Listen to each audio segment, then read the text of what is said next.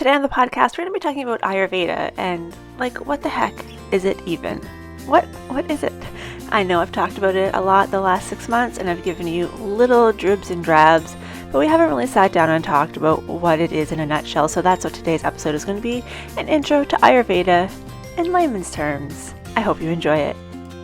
You're listening to the Wellness Simplified podcast. Simple wellness tips to help you improve your life without turning it upside down. With your host, award-winning fitness instructor, nutrition coach, and wellness expert, Susie Fevens. Welcome back to the podcast. I hope that you are still listening. I mean, if you're hearing this, you're obviously still listening. I hope the word Ayurveda didn't scare you off right from the get-go. In the words of my husband, why do they have to use such weird words? Well, that's because they're using Sanskrit words, because Ayurveda is over 5,000 years old, and those are the words they were using back then. So today we're going to be talking all about Ayurveda. What is it, how it applies to your life, and why I'm even so interested in it. But I think that one will be self-explanatory as I explain what it is a little bit more. So Ayurveda, I am going to try to use layman's terms as much as possible, but some of these words don't have an English equivalent. They just are Sanskrit, so I apologize. Some of the words will still be a little bit weird, but Ayurveda is Sanskrit. It means life knowledge. So it is the science of self-healing, which is pretty cool right from the get-go. It is what they've been using in India for 5,000 years, although there was a period of time where it was outlawed. It is not outlawed anymore. And it is just so fascinating. So I was introduced to Ayurveda through my yoga training, and I can't remember if the first time I ever heard of the doshas was in one of my 200-hour trainings, or if it was in my first warriors training. And warriors are the trauma-sensitive trainings. The first one I took was balancing the parasympathetic nervous system, and I'm pretty sure that was my first introduction to Ayurveda, and let me tell you, I did not get it. I didn't get it at all.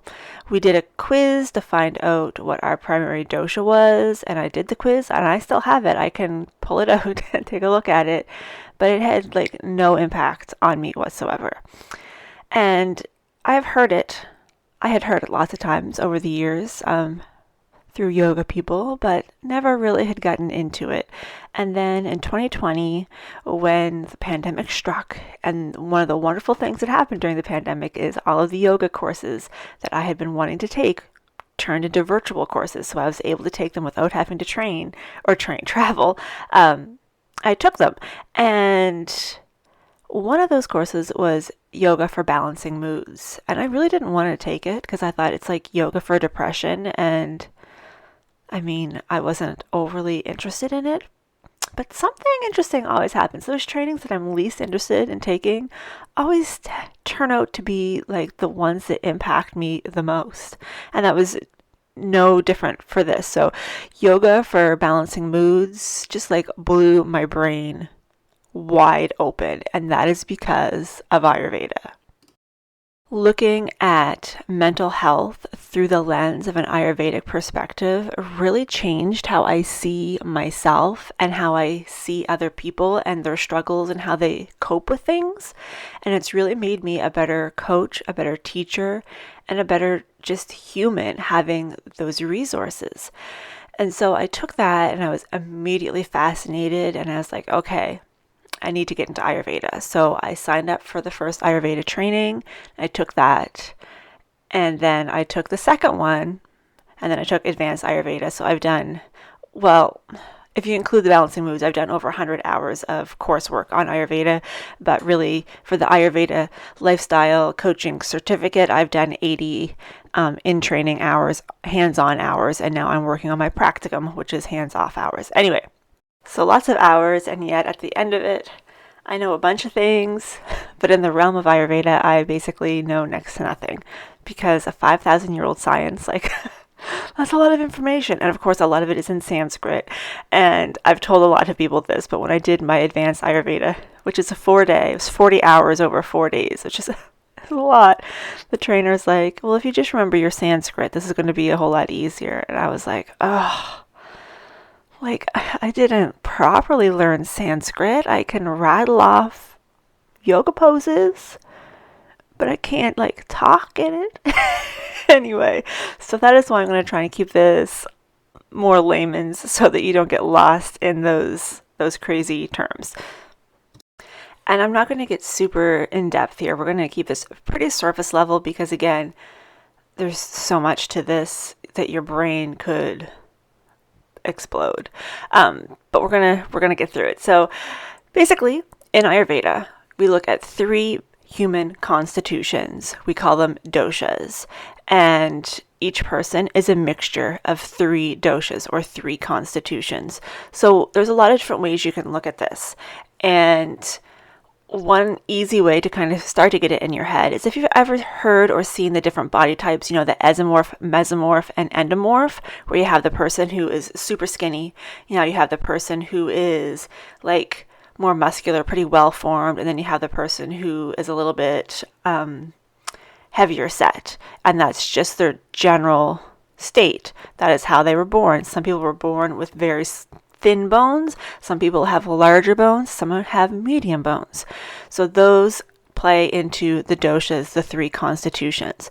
Another thing that you might think about is a person and how they digest food.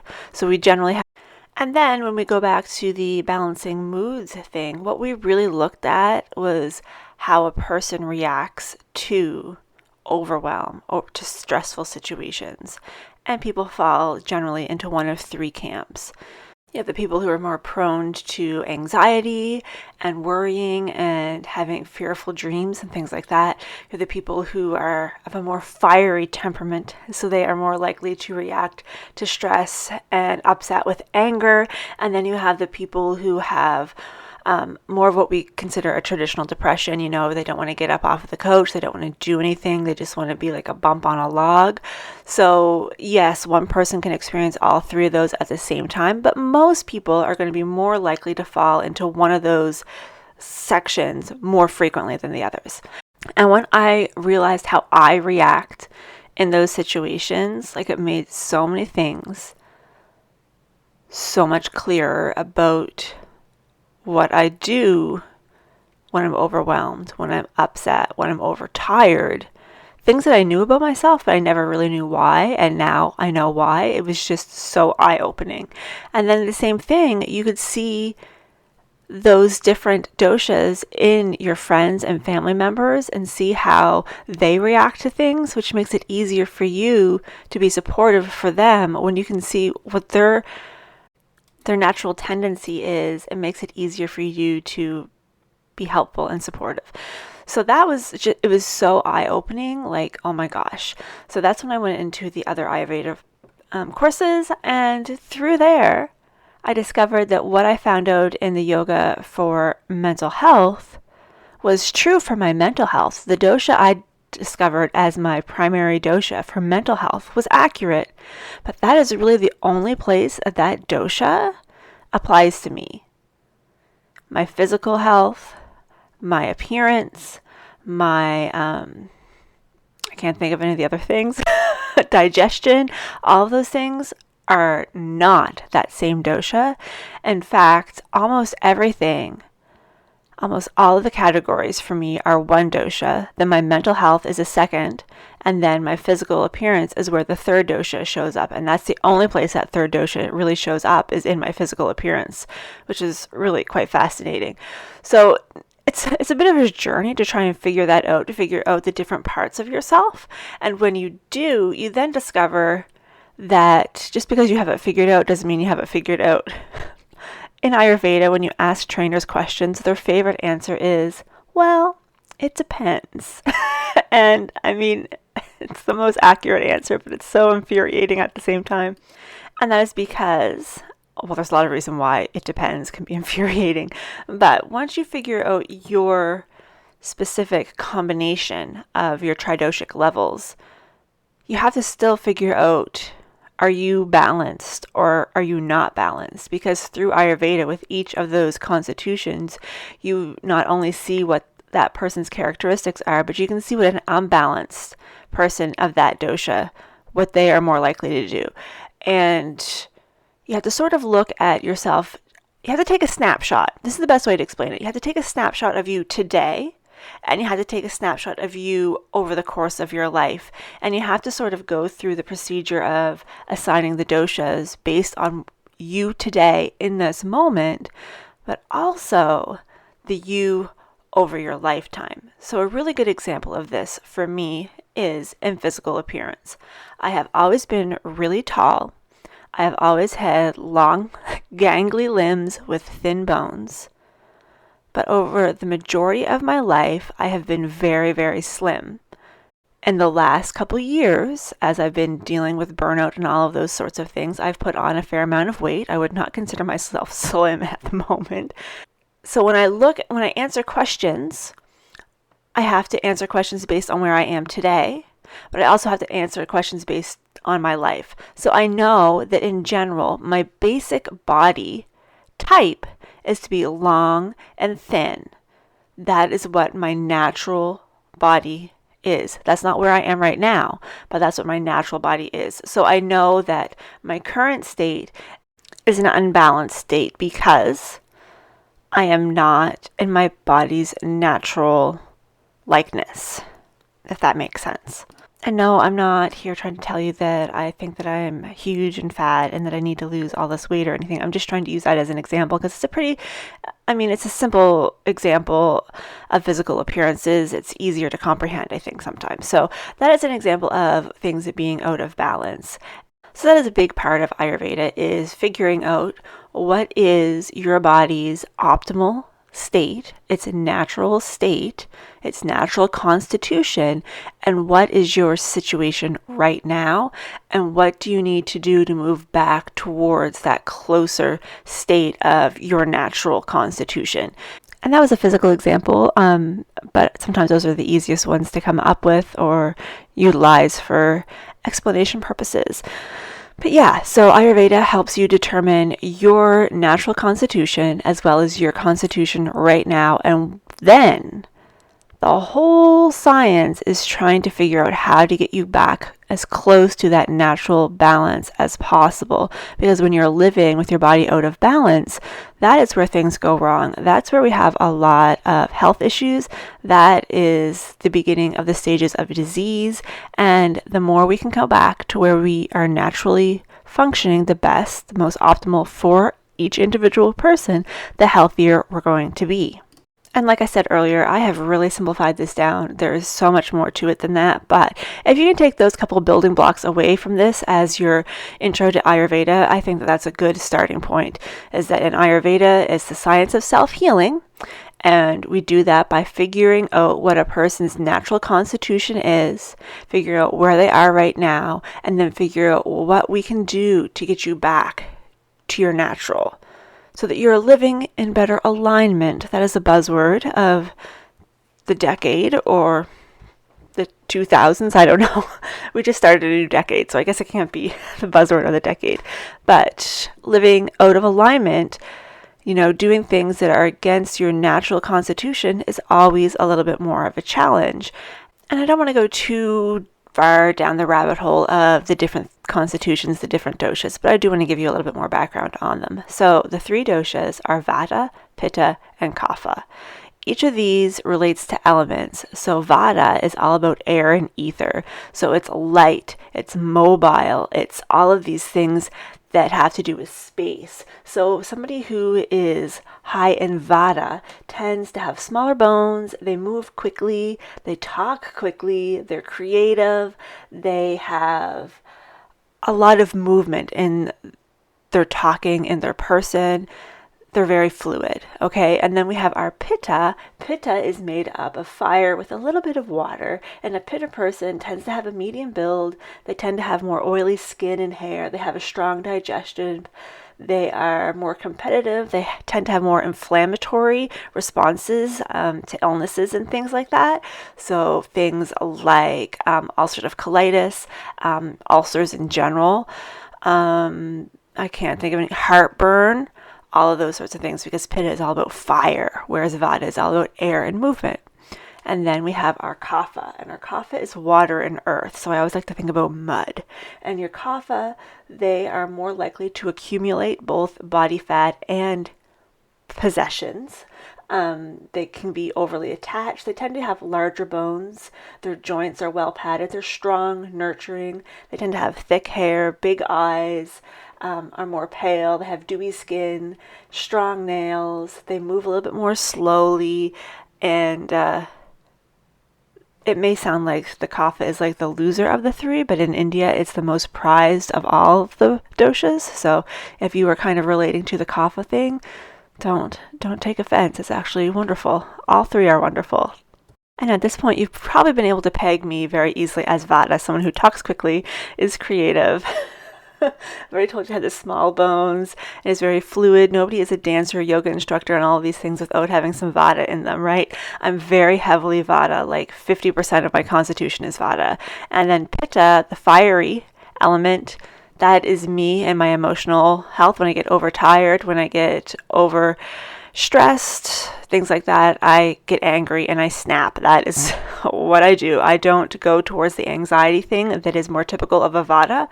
Pitta is all in my emotional health. I get cranky and I will cut you down. And that is a terrible thing, but at least I know why I do it now. And then Kapha, that is where you only see in my physical appearance, because I have very pale skin, I have big eyes, I have thick hair. And even though my natural body type or my natural constitution is to be very thin, and right now I'm not very thin, I still have put on weight in a manner that is typical of someone who is very highly Vata. Vata people tend to carry the majority of their weight in their hips and their butt.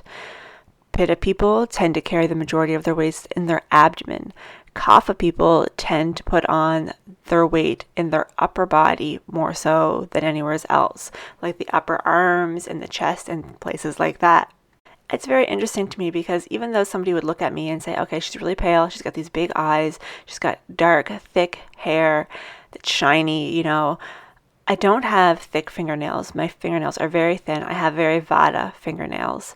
And even though I'm way heavier now than I normally do, it's still primarily in my lower body, so it's still a Vata weight gain, which is, I think it's so interesting. Anyway, we really just looked at a lot of physical and a few emotional, mental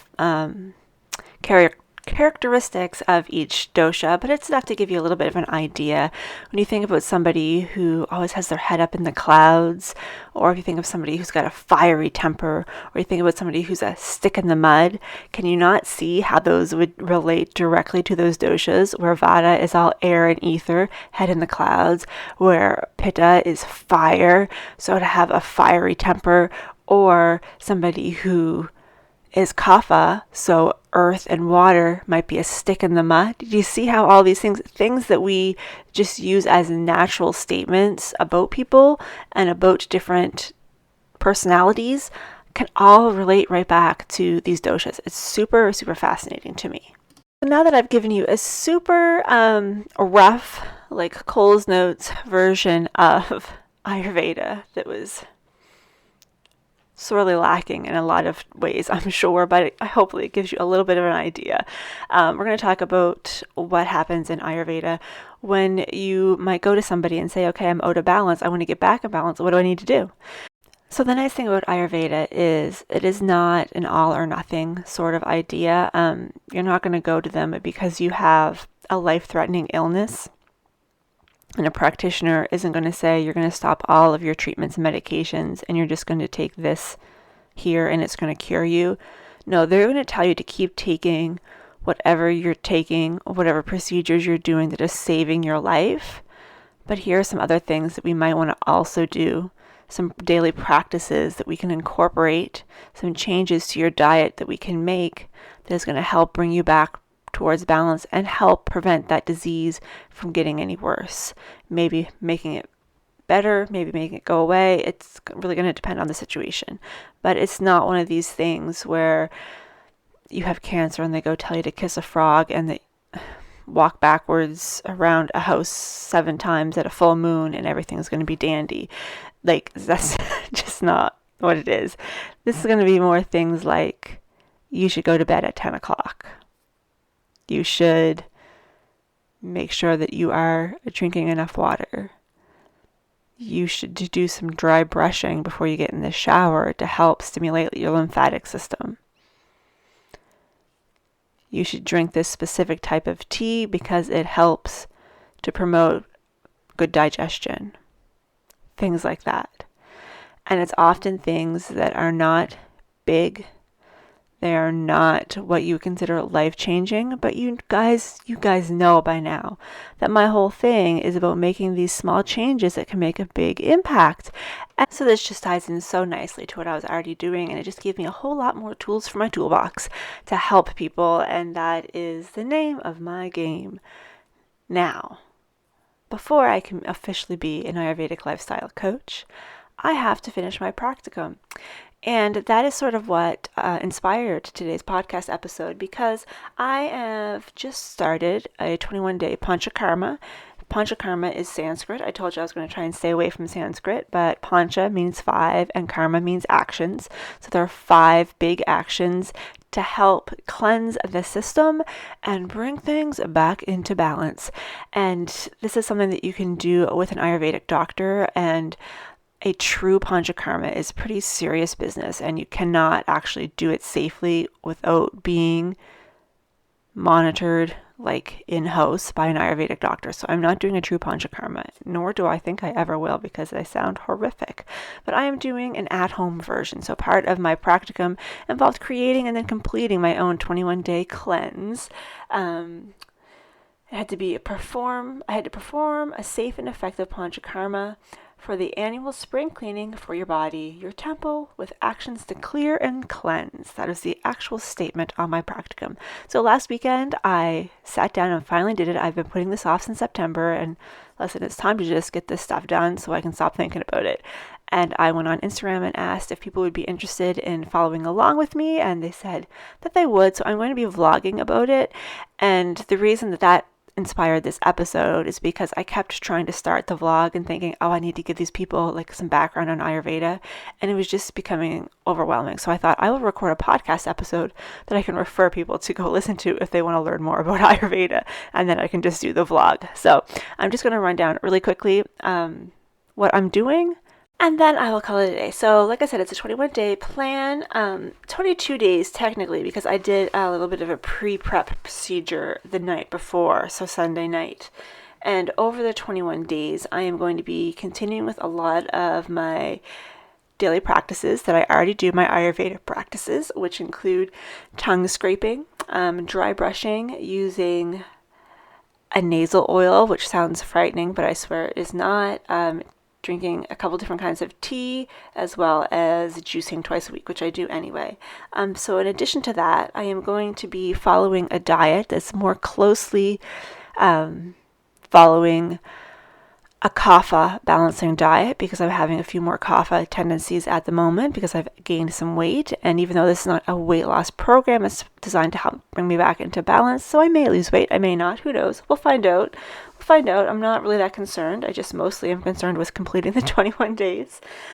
So I'm going to be completing daily practices that I normally do, things like dry brushing, tongue scraping, some specific Ayurvedic teas that I drink to help support balance, as well as following a diet that's a little bit more close to a balancing diet for my dosha, in order to bring things back into balance. And then also these procedures. So there's 6 of them total. There's 5, but I did a pre-prep on Sunday, and I'm going to be talking about those in my vlog. So if you're interested in that, you can watch for the videos. They'll be published on IGTV, probably Facebook, and maybe YouTube as well. It might just be Facebook and IGTV though. So if you're interested in that, just watch for those. There's probably going to be a couple. I don't think that I'm going to do just one. I'll probably do like one per week to go over what has happened for that week. But yeah, it's going to be interesting to see what happens at the end of 21 days. And if nothing else, I'm going to come out the other end with some hydrated and happy skin and a happy digestive system. And isn't that enough, really? So I hope you enjoyed this little introduction into Ayurveda. I hope I answered some of your questions that maybe you had or didn't have.